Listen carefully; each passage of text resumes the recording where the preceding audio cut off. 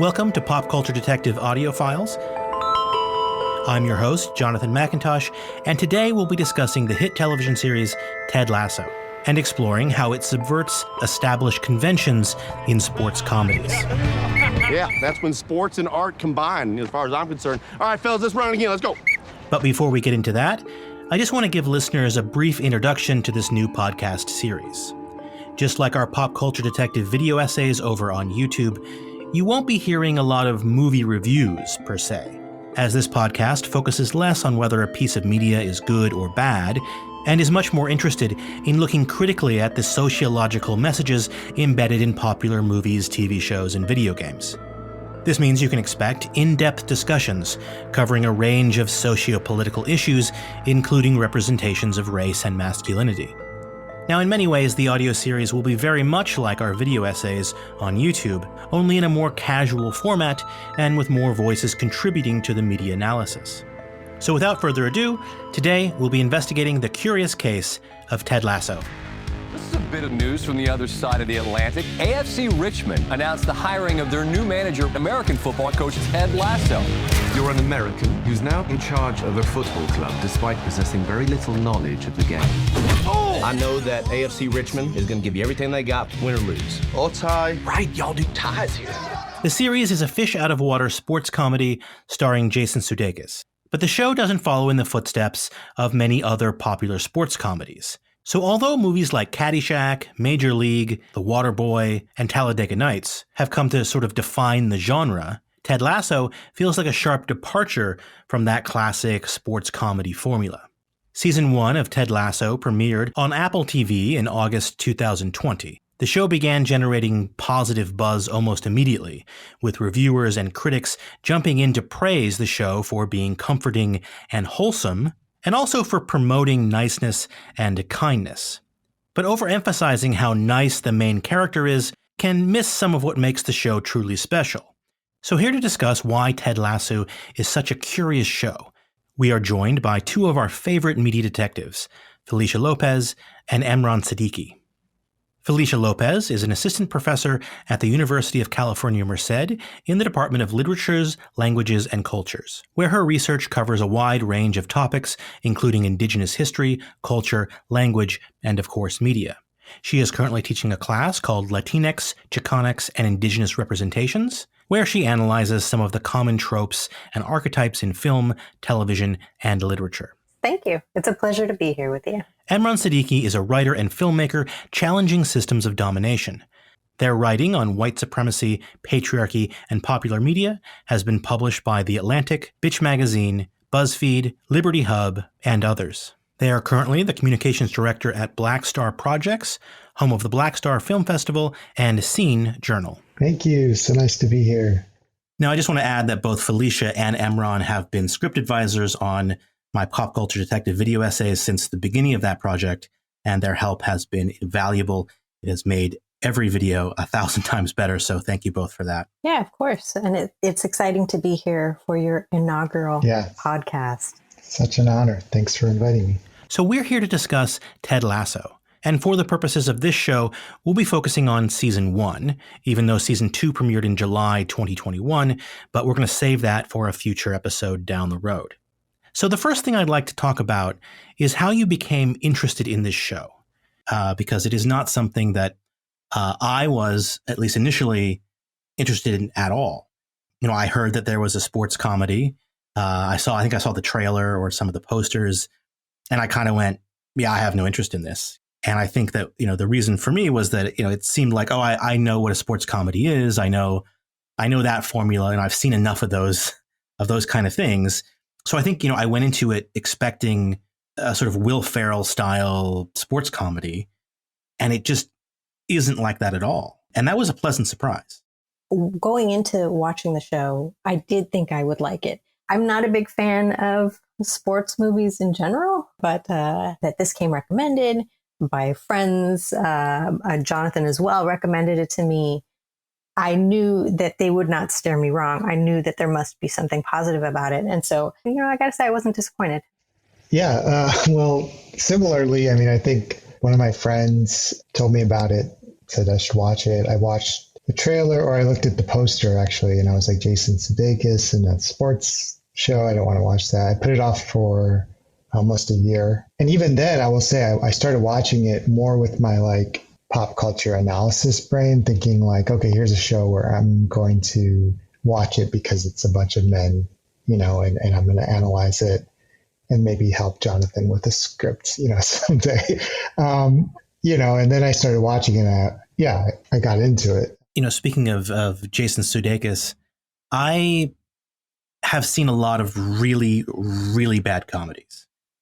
You know, I mean, when I say that, I mean like a staggering number of terrible, terrible comedies. And so that's part of your job, though. So I feel like that's not my job. Yeah, it's definitely because of my job. You know, I made a whole series of videos about the sexual assault of men played as comedy in Hollywood. And so I watched some of the worst comedies that have ever been made, I think. And he's been in some of them. And so I was very skeptical because of that. I mean, he was in a movie called We Are the Millers, which was just awful. And, you know, a few others. I mean, like Horrible Bosses and Horrible Bosses 2. Yeah, I mean, just terrible, terrible representations. But he was also, I know he can do really good stuff. I mean, I saw him in a movie called Colossal. He does a fantastic job. He plays a really kind of twisted character, and he does it really, really, really well. But I somehow couldn't picture him as being a positive, optimistic character where that wasn't the joke, you know? So I was kind of expecting that he would be the butt of the joke. And one of the reasons that I was kind of apprehensive about that was because he had done a series of commercials. This character, Ted Lasso, is from a series of commercials that he did way back in 2013, 2014 for NBC Sports. That's it, skip. Skip like little girls. Go, not a care in the world. I'm lucky to be doing this for a living. And we're going to play till there's a winner and there's a loser. What's that? A tie. Okay, till there's a winner, a loser, or a tie. You can tie. Will you explain to me how that was offside? No, I'm asking you. Seriously, explain offside to me. It made no sense. Premier League is on NBC and the NBC Sports. Yeah, so I was expecting what we kind of saw in those commercials, which is the Ted character is different. I mean, he is the butt of the joke. He gets everything wrong. He's a stereotype of a Southern yokel, you know, and the show isn't at all like that. Yeah, I wanted to say that I did not see those commercials until after I saw the first season. And I was struck that the jokes are almost exactly the same in just the first episode as they are in those commercials. But the delivery, the way they package them, the context of the jokes make it so he's not coming across as just kind of this self-involved guy who thinks he knows everything and he's just right all the time, even though we know he's wrong, and in which case he would be the butt of that joke. But instead, he doesn't know what he's doing, but also he's curious. And so he's much more likable because he comes across as much more curious and open and honest about his shortcomings. That first commercial, at least, is intended to get people to watch football. And I think that's an interesting difference because I think the show, it's a question whether the intended audience is necessarily people who know anything about sports, you know, or watch sports. And I think I've been curious about the number of people who've recommended the show to me who are not folks who necessarily watch sports. And so I think it's not meant to be like a sports show, which is kind of interesting when it is, of course, a sports show, you know. So I think almost everybody who recommended it to me was like, yeah, I don't really care about sports, but you got to watch the show. You know, so I think it does. The show does get people to kind of maybe care about it a little bit more, whereas the commercials were sort of mean-spirited towards Ted, right? It's sort of the idea is that this is an American football coach who knows nothing about soccer, goes over and starts teaching as if it was a football team, and he's just a buffoon. I mean, he's oblivious to what's going on, and he is like we said, he's the butt of the joke. And I will say that the comedy, even though they do recycle a lot of the same lines, like Felicia said, it is delivered completely differently. It's much more sincere in the show, whereas the the commercials were very much like other kinds of sports comedies that I've seen, where there's sort of like this ironic humor to it, and a lot of it's very cynical. You don't get that with Ted Lasso, the show. It's very sincere in its comedy, which I know probably puts some people off. And I know that some of the initial reviews for the show is like people going, well, what's going on? This isn't laugh out loud funny. This isn't like Saturday Night Live. The comedy is much more understated. I mean, it's there. It's very funny, but it isn't going for that sort of screwball comedy style. I mean, they love puns, right? They love wordplay. I mean, that kind of stuff makes me laugh out loud, but it's certainly not the kind of slapstick that you could absolutely have. Yeah, I mean, I was struck by the character of Ted because it seems like my initial expectations, which were thankfully completely subverted, that character, we've seen that kind of character before in media, right? It's a very popular convention. He's happy, he's positive, he's overly optimistic. And when we see characters like that, we think of like Ned Flanders, right? In the early episodes of The Simpsons, or Kenneth on 30 Rock, or Stuart Smalley is his name? Smalley, yeah, Stuart Smalley. Yeah, I'm Good Enough. Al Franken. That's a girl. Right. Yeah, I mean, with these overly positive characters, we think we know what we're going to get.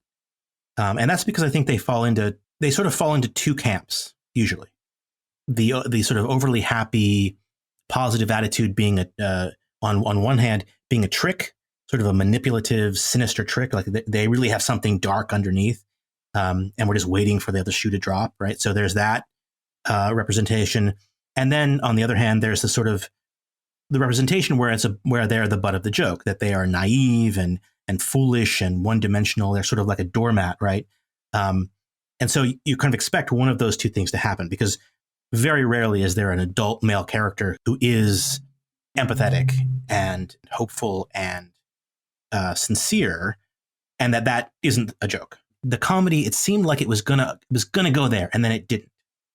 Right? They decided to do something else, and it's very conscious. And I feel like even with a lot of the other characters too, you sort of expect certain things to happen, and then in a lot of cases, although not all of them, and we'll talk about some of those, maybe some criticisms later, the show subverts those expectations. I was just going to say, I completely agree, and I appreciate your comparison with Kenneth from 30 Rock, because I feel like it could have very easily fallen into that kind of stereotypical yokel character, which, of course, is very offensive, right? This uneducated person from the country, usually from the South, sometimes from the Midwest, and it felt like he could have been that character, right? But he comes across as extremely intelligent. That you can be both intelligent and optimistic, I think, is really a very rare thing to see. Sadly, not even just in media, but I think it's hard to be intelligent and aware in this world and be optimistic. And so that he is those things, I think, makes him a very remarkable character. The show it's not necessarily its trick, but kind of like what it's doing with many of the characters. It's like with Roy, I think about how, it's setting you up. Okay, this is going to be your typical guy who's angry, on a football team. In some ways he is kind of, but but the trajectory of Roy's storyline it's meant to be like surprising when he's actually kind of soft and kind to people one-on-one. And they do that with Rebecca. They do it with, many of the lead characters. And so I do think it seems like an intentional thing about the show, which is it makes it interesting, is it's kind of pulling you in with tropes, and you think it's going to be this like fluffy show, and then it just kind of, as it goes, tries to subvert those expectations. Yeah, I think that's interesting too, is that that Ted is not presented as a simpleton. Part of the conceit of the show is that when he gets to England, all of the other players, they think he's the stereotype, right? They're making fun of him. Roy's making fun of him. And Ted isn't presented as being oblivious to that. He understands that they're mocking him, but he doesn't respond in kind. He doesn't react to it. And I feel like that also is a really deliberate choice by the writers. It's not that he's dumb or unaware. It's that he has made a choice on how he's going to respond to people who stereotype him or think less of him. And I find that to be a really quite a brave choice to make. And it is noticeable. I mean, I think it's another very big difference from the NBC sports commercials back in 2013, where, he was oblivious. But in this one, he understands that he's the butt of the joke to the other characters. But we as the audience are always presented with the fact that those other players are wrong. I think that's a clever writing trick, and it's really well done in this show. I was going to say, because I think we were talking about where the show differs from representations of similar characters. And I think another thing that happens with Ted is that it's not just that he, knows that people are making fun of him and he's okay with that, because even that, there are some other characters like that, where they just don't care. That's what makes them cool or whatever. But the difference, I think, is that then eventually the show gets around to why, maybe. Like, what is he dealing with, that makes him maybe want the world to be better? And you kind of get into, the divorce and kind of where he's coming from, and having to move to this new country and be so far away from his family. So I think that also just makes it a little bit more interesting, because it's like, it's not just like he's a superhero. It's like there's a reason why he can show up and be so, or he's trying to be so nice, Yeah, I mean, and if you look at a lot of the writing, the sort of critical writing about the show, the reviews of the show, they all kind of mention, in the headline, his kindness, his niceness, his undying optimism. But not a lot of them get at what I think Imran is talking about here. And that is that there's actually quite a bit of depth to Ted. He has this sort of happy, positive persona, but the show is very quick, even in the first episode, to show us that there's more going on here. His sort of underlying sadness about the failure of his relationship is there. I mean, from episode 1, he's on those calls with his soon-to-be ex-wife, and he says he's kind of catching himself saying "I love you" and then he kind of catches himself and he says, "No, I mean I miss you." He throughout the show he gets angry about Jamie Tart being sent back. He is sad. He has panic attack. I mean, there's a lot of layers here, that emotional layers. A much sort of a full character that I think gets a little bit lost in conversations about just how kind and nice he is, which is important. I mean, that's true, but there's levels here. Guys have underestimated me my entire life. And for years, I never understood why. It used to really bother me. But then one day, I was driving my little boy to school, and I saw this quote by Walt Whitman. It was painted on the wall there. It said, "Be curious, not judgmental." I like that. And all of a sudden, it hits me. All them fellas that used to belittle me, not a single one of them were curious. And I realized that they're underestimating me. Who I was had nothing to do with it. I love that scene. I think it's just a classic scene. Right before they started playing the dart game, Rebecca leaning in and saying, "What are you doing?" And his reaction was, "I think they call it white knighting." Right? Yeah. But I'm just following my gut here, right? And so, I appreciate that he knows what he's doing, right? He's trying to save her. He's trying to save the day. And he acknowledges that, maybe he's out of line in doing it. But also, it feels like the right thing to do for her at that time. I'm thinking about like in other sports films, some of the ones you mentioned before, or like something like Dodgeball or something. Like usually if there's a woman in the movie, it's the love interest of the white guy who's it's about.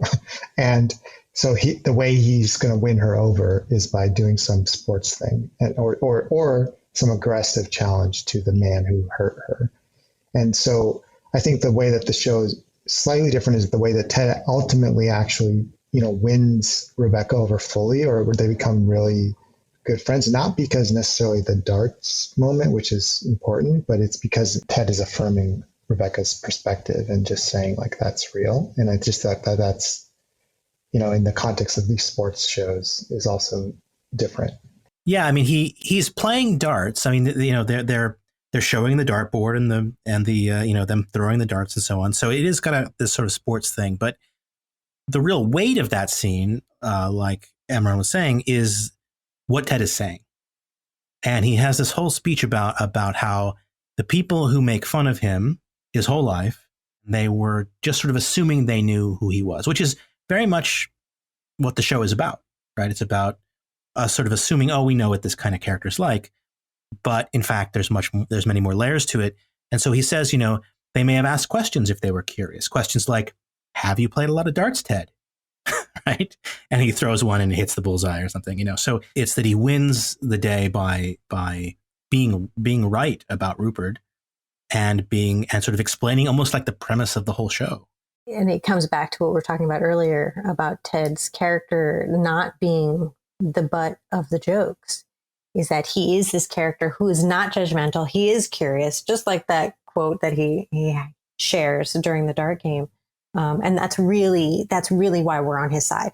So I want to circle back and talk about the relationships on the show a little bit more. I think we can get a little bit more into Ted and his ex-wife, because I feel like that relationship adds an enormous amount of depth to Ted's character. But it also very specifically subverts what we kind of expect from rom-coms in particular. This idea that there's a guy who just won't give up on his love interest, and he's going to just keep going. He's got the boombox over his head. He's Lloyd Dobler with the boombox and say anything. Yeah, I mean, this romantic gestures, this sort of dogged determination, never giving up. That is a staple for almost all romantic comedies, with a couple exceptions. And so there's a moment where, Ted realizes that his continued efforts to fix the relationship is a problem and that he needs to let go. And that moment where Ted decides to let go, I thought was really powerful, because it sort of flies in the face of what we expect for these sort of romantic comedy relationships. What are you saying? Shell, there's something I could do or something I could say that would make you be happy. Just being with me, I'd do it. I'd do it in a nanosecond. But I ain't got no control over anything. So speaking of characters who have an unexpected plot twist associated with them, we can talk about Rebecca, who is a character that we have seen before, and we think, in many pieces of media, right? She sort of, at least initially, comes across as the sort of classic scorned woman out for revenge, ice queen cliche. But like everything else in the show, there's more going on under the surface. I just want to pick up on you calling her an ice queen, this ice queen kind of trope. And I think it's funny that you say that, because I think she definitely was presented in that way. She's cold, she's harsh, but then they have her do karaoke of Let It Go. The snow glows white on the mountain tonight, not a footprint to be seen. Kingdom of isolation, and it looks like I'm the queen. Coming from the Disney movie Frozen, with this very unconventional kind of ice queen character who is not a villain. And we see the same kind of thing happening here, where we want to hate her. We see from the first episode that she's conniving, like she is trying to destroy Ted. She's trying to destroy the team. But then we get to see that transformation. We see that she's been severely emotionally affected and traumatized by her relationship with her ex-husband. And it's driving her to do these horrible things. And so we get to see her journey of self-discovery, of regret. And then she experiences that forgiveness from Ted, which again is an extremely powerful scene where, you tell someone that I've been trying to destroy you for the last couple months, and they say, I forgive you. I mean, this is not the kind of scene that we expect from like a sports comedy show, but it's extremely powerful. And that forgiveness gives her this freedom to kind of become a completely different character. It's just also thinking about how they, her storyline, though it starts off as being so connected to this man, her ex-husband. And that's also kind of a very common way of framing a character who's a woman, so you think it's going to be all about this relationship. I think by the end of the show, it's not really about that guy, and I also think it's not like it's about her relationship with Ted either. And one of the things I'm, hopeful that they don't do in season 2 is make it into some sort of romance. What's special about that relationship between the two of them is that they're supportive of each other, and Ted is especially, supportive of Rebecca, and they're friends, and her journey it's not necessarily because of Ted, or any man, it's interesting to see that friendship helps her, as well as the friendship with Keeley. And in the end, it becomes her own journey. There's a scene in the bathroom during the gala episode where they're discussing their relationships, and Rebecca says to Keeley, accountability is important, right? And then at the end of that episode, Keeley says that same thing to Jamie when she breaks up with him. She's like, look, Jamie, accountability is important. And it's very direct. I mean, you can see how she's sort of been inspired to take control of her relationship and her place in it through this relationship with Rebecca, who is at this time sort of a semi-villain on the show, although they're doing a lot to humanize her too. But you can definitely see this growth, and it's very clear. Yeah, I always appreciate shows that present women as friends rather than competition for men. And, I hate to say it, but that kind of representation is extremely common.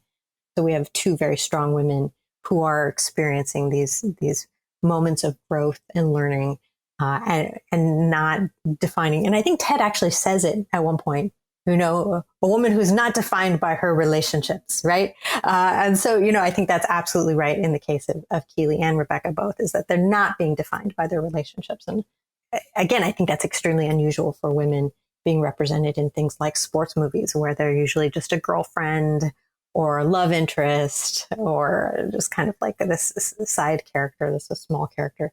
One of the, I think, interesting things the show does, and it's almost like self-aware that it's somewhat of like a fantasy, in the sense that like it's imagining a locker room where these women walk in, and, I'm not saying that this is impossible, but, that there's some comments, but for the most part, there is not a lot of, these men are like just cool with this, these women just being around them. And I think that is interesting of the show, because you could make a similar show about issues, for instance, a comedy, and have those characters primarily have to respond to sexism and misogyny.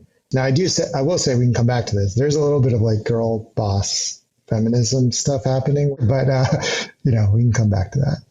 So let's talk about Higgins real quick. Leslie here, Higgins, right? Is that what we've deduced? His name is Leslie. We find that out at some point. Yeah, so he is presented as this sort of meek doormat character, right? Mm-hmm. And it seems like, for I think a little bit longer than most of the other characters, he seems to be kind of one note, right? We kind of know what to expect. He's constantly being made fun of. He's sort of effeminate and not very dominant, and that's sort of the joke. But like everything else in the show, again, they humanize him and they make him sympathetic, and they do it in a way that doesn't change his personality. He gets to be himself, and he's not interested in dominance, and yet he still gets to be part of the crew, right? He still builds friendships with the coach and with Ted and with Nate, right? And he's sort of part of that inner circle, and we're sort of rooting for him when it could have been very easy to make him a throwaway joke in basically every scene he's in almost. But they managed to humanize him too, which I appreciate. One of the scenes I really like is when Rebecca finally just confronts him as to why, because Rebecca has been torturing him as well as trying to destroy Ted and the entire team, because she feels like Higgins was an accomplice to her ex-husband, and she confronts him, and he owns up to it. And he said, "You're right. I should have put my foot down. I should have done something. I should have said something." And I think it's again one of these really powerful moments where you see people, especially men, being accountable. Right, being accountable matters. Right, it's important. In that same scene where he owns up to it and says he's truly sorry for being an accomplice. That's the same scene where he tells Rebecca, "You can't keep doing this. You can't keep doing this to me. You can't keep doing this to Ted. You can't be doing this to the team." And so he sort of has this very sort of assertive moment where he walks away. He says, I quit. And I thought that was nice. It sort of gave him an assertive moment to stand up for what's right. And he does it in not necessarily a quiet way, but there's a lot of dignity and respect there because he also admits his mistakes in that process. Should have been braver, and I'm sorry for that. But I'm saying this to you now. Stop it. Or what? I quit. I liked that scene a lot. And I think we can maybe contrast that scene, that sort of like a man gaining confidence scene, with some of the ways that confidence is portrayed or confidence building is portrayed with the other characters, like, for instance, Nate. Yes. Take it away, Imran. Yeah, Nate is such a interesting and... Interesting, that's a euphemism. Yeah. His journey is not as exciting as these other characters because, in the end, the way Nate, who starts off as similarly, I guess, you could say meek or not confident, the way Nate gets, shows that he's grown in the end is he's written this speech for Ted to give to the players to hype them up before a big game. And then Ted says, no, you're going to give the speech. In that moment, like, you think, okay, that's kind of nice. It's like, Nate's finally going to have, and Ted's giving him an opportunity to have some leadership and self-confidence and to give this speech. But then when the speech is actually read, it's like, entirely bringing people down on the team. So let's focus up. All yours, Nate. Okay. Isaac, I've noticed of late that you've been playing like a big dumb pussy. Misogynistic. Like, the joke is that he's being crass and like you didn't expect that. And I think, embedded in that joke is why wouldn't we expect that from this character? And I think that's where the show often doesn't get into that deeper level of like, in this case, race. And there's other examples of that as well. But I think part of the joke with Nate is that it works because he's a character of color and particularly South Asian. And so like, not only is his, outburst all about aggression and bringing people down and really dominating them, that's how he shows that he's confident. It's also playing into a trope around South Asian men and Asian men in general as being, they're supposed to be quiet and meek. So, and in this show doesn't really ever get beyond that. And so I don't think it earns that joke. So like we kind of just leave at least season one. And I do think they might address it in season two. We'll see. But in season one, at least, they kind of leave Nate as that, and then he's just kind of, now he's confident because he can, tell jokes like the other men. Yeah, I have to say that when that happened, it really took me back because I was not expecting the show to sort of double down on exactly the kind of thing that I would expect it to subvert. And so here you have Nate giving this pregame talk. It's going to be his moment of finally, gaining confidence. He's sort of not believed in himself this whole time. And how are they going to represent that confidence? And like you're saying, the way that they do that is they have him, being a jerk to all the other guys and putting them down in very specifically gendered language often, which, is one of the only times that the show does that. And since it's Nate, we're supposed to like this. Like, we're not supposed to think that anything he's doing here is wrong or over the line or not the right direction. We're supposed to think this is his like crescendo, that, and part of that speech, he's talking to Roy. And I think this might get a little bit into some of the criticisms of Roy's character too, because his whole put down of Roy is that Roy isn't angry enough. That he used to be super angry, right? I think the line is, you used to be, you used to run like you were angry at the grass. All right, you used to run like you were angry at the grass. After your wife or something like that. I don't know. It's couched in the super gendered, sexist kind of language, and it's this confrontation between these two guys, and the response from Roy is to flip over a bench and scream and get angry, and then that is presented as also super positive. right? So both of these characters have this moment where anger or sort of assertiveness in a very sort of dominant way is presented as positive. But your speed and your smarts were never what made you who you are. It's your anger. That's your superpower. That's what made you one of the best midfielders in the history of this league. And this is part of a pattern that we see in a lot of sports movies, but a lot of movies in general, is that for men, anger is presented as sort of a synonym for passion, and that it's positive, and that men have to sort of find their anger because that means they're passionate, and it's just good. There's very little critique of that. And it seemed like Roy's character, he had to learn maybe not to be so angry, maybe not lash out so much. But the lesson seems to be that like lashing out is good. You just have to lash out at the ball and the grass as opposed to other people. But I find that a very troubling message. It is. And, I feel like the show is they're really, again, trying to have it both ways, right? Because at the very, closer to the beginning of the season, Keeley kind of mocks Roy and says, my name is Roy, I'm angry all the time.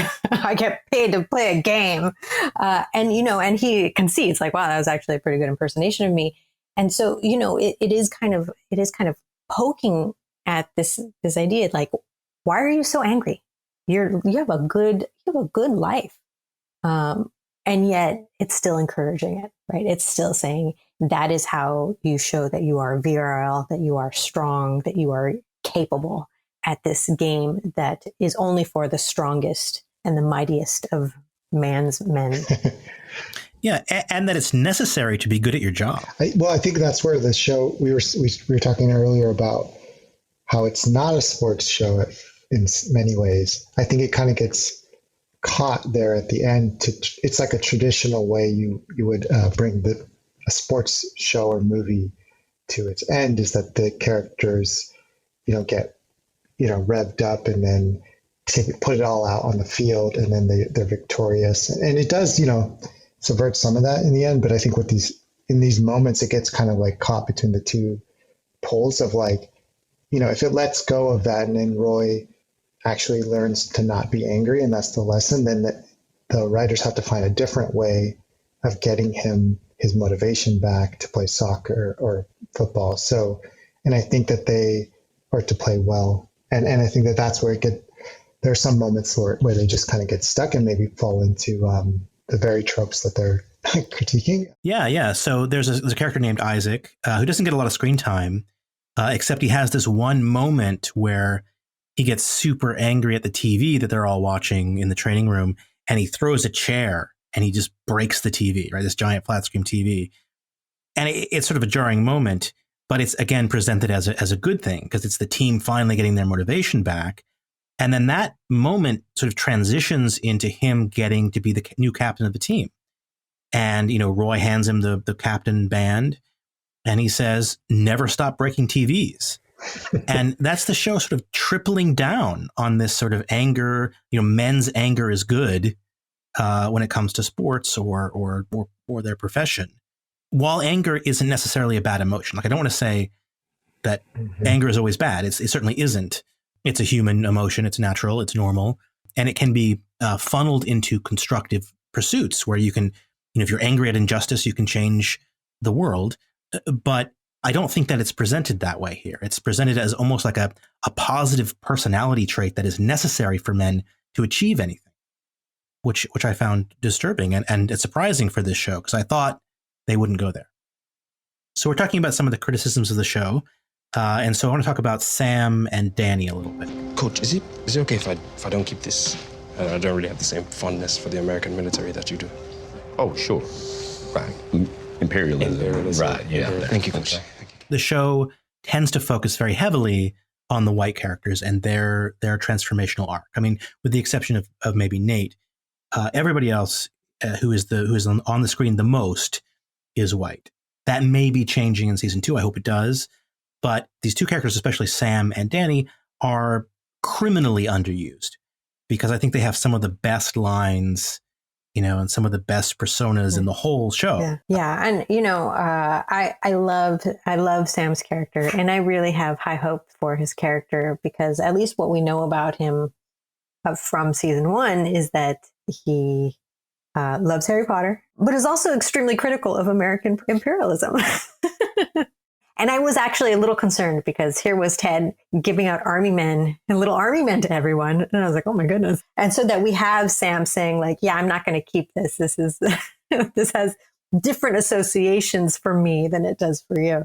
And then Ted was willing to accept that criticism. And I was like, yeah, well, that makes sense. Yeah. Imperialism. That's bad. Yeah. I mean, I think that moment with the imperialism is a good example of another place where I think the show tries to have it both ways, because for me, it's like, okay, well, for sure, one of the things lacking in Sam's overall experience is, talking about race in the sense of like, it's not just that Jamie's mean to him, for instance, in the locker room, and it's not just that he's, I think his family's Nigerian, and that he's coming from a different place. It's that he's in a locker room with white people too. Like, you know what I mean? Like he's in a locker room where just like we're watching a show where most of the people are white, what we don't get from Sam's experience is what is it like to play on this team? Same one with Nate and Danny Rojas.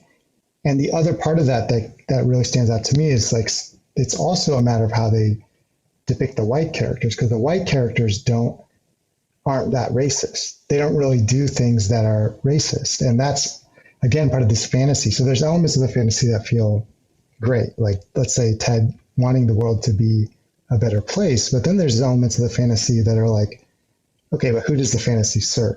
And in this is an example where someone like Sam in the English Premier League, as a Black African player with all that history, it deserves more than just a joke about imperialism. It's like that locker room would be a hostile place. And even if it's not, then it's a beautiful thing, but then it has to be acknowledged. Yeah. And I think that's same with Danny too.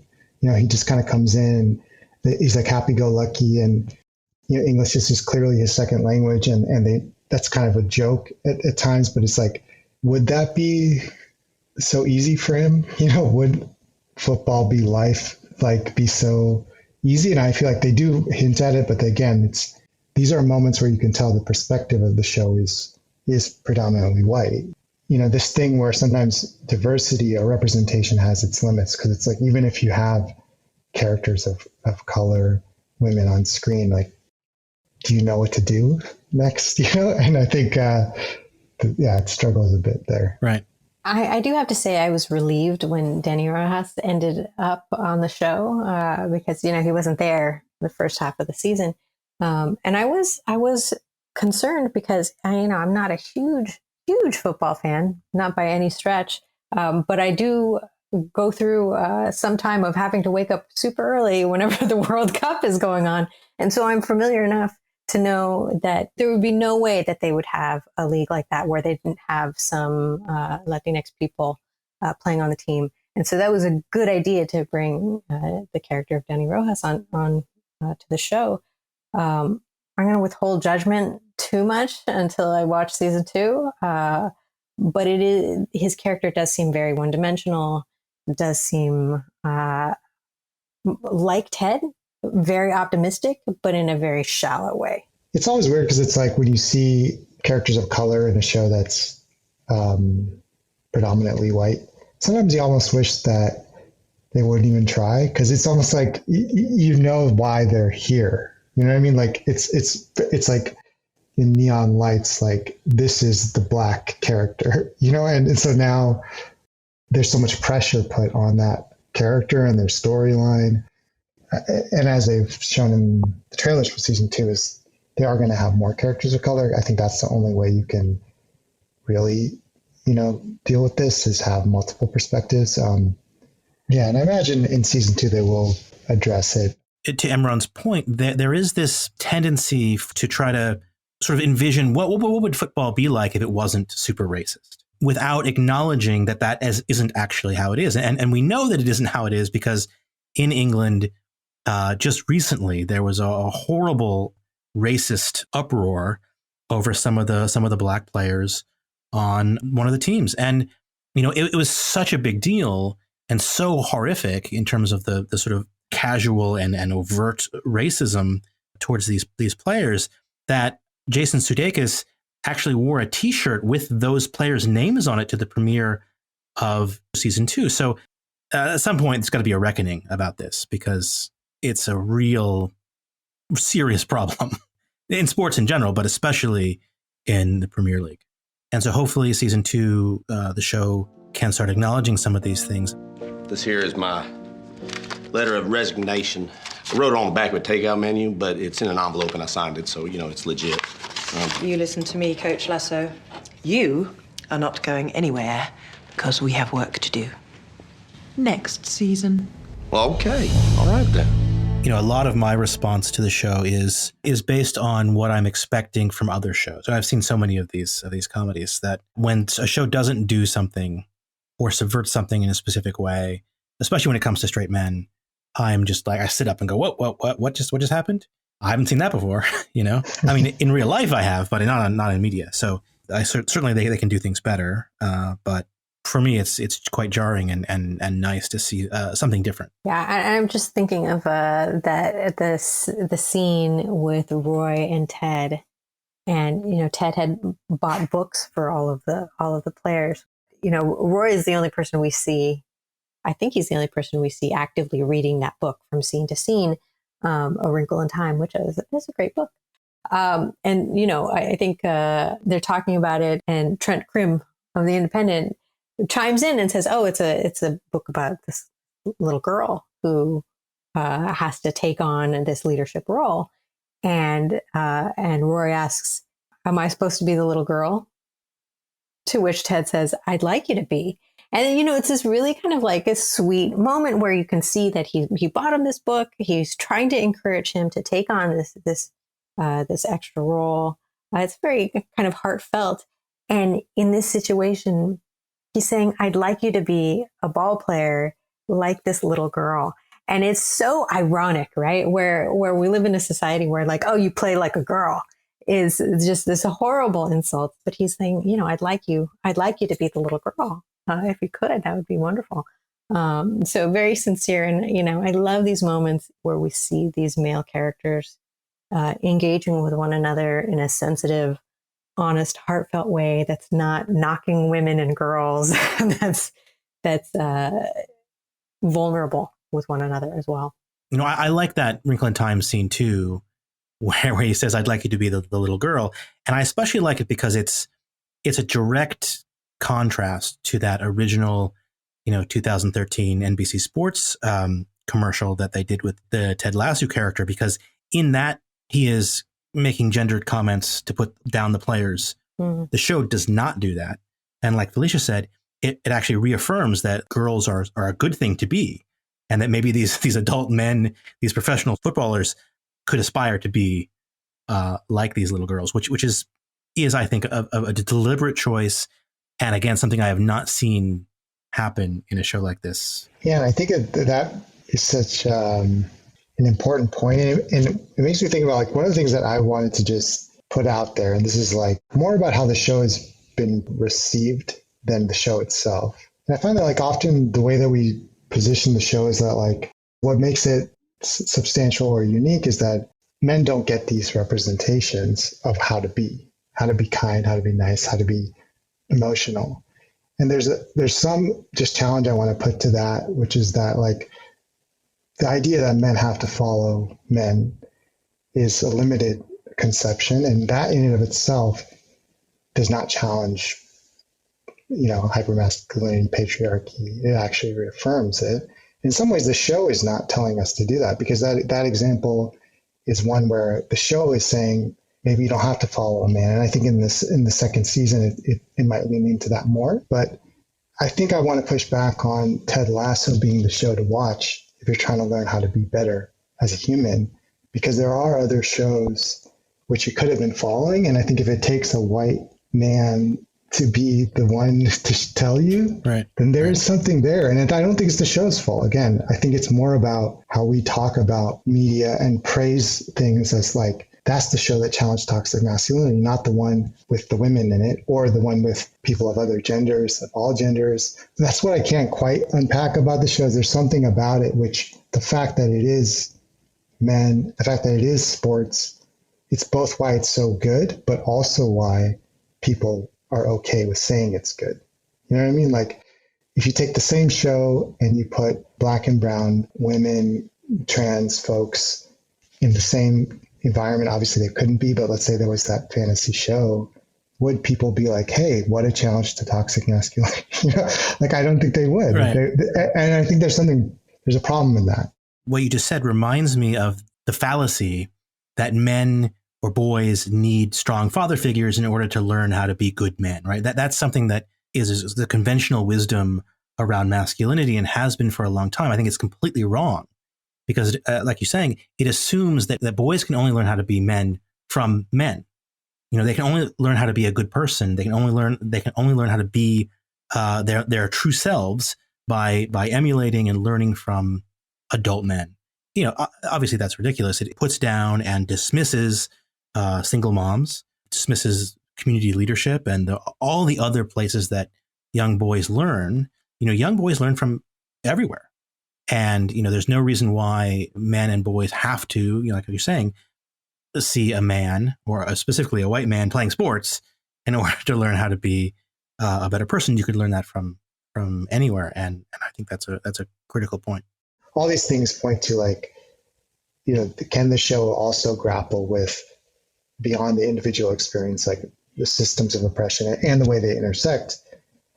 And I do think there's a great opportunity. That's just what I wanted to say, is that, like, I don't think it's impossible. I think when you choose an institution like the English Premier League or the institution of sports, or however you want to say it, that's a good metaphor. And there's a possibility there to show how change can occur and the institution can change. So what I'm interested in seeing is, can Ted's culture that he's establishing at this team, can it spread? Can it change other teams? Can it impact the way that this organization or these organizations run? We'll see. I have my doubts because that would be a big show. That's what I'm curious about, and I'm interested and hopeful. You know, because like I said, I think soccer, sports, it can be a great metaphor to show that. Yeah, I mean, there is a question: is this going to be just about men changing who they are? Is that it? Is it just going to be like, I can be a better person as an individual? Is that what the show is inspiring? Which is not a bad thing, you know, but can we have something that's more structural as well? Is the show going to talk about, like, you know, the Premier League or soccer, football as an institution and the myriad of problems and corruption and replications of patriarchy within those systems? I don't know if it is going to, but I'm also hopeful that it might. It has the opportunity, at least, to do that. You two are both so hopeful. I love it. And so, you know, I'm going to say my concluding thoughts on this are probably my general thoughts on media in general. General thoughts on media in general? Uh-oh, I have that problem that Ted had where the word's not meaning anything anymore. You know, media, I think, is extremely powerful, and it can affect the way people think about things. But it's not all encompassing. It's not going to change everything. And really, to create systemic change, broader social change, we need to have people, we need to mobilize, we need to push back against these systems.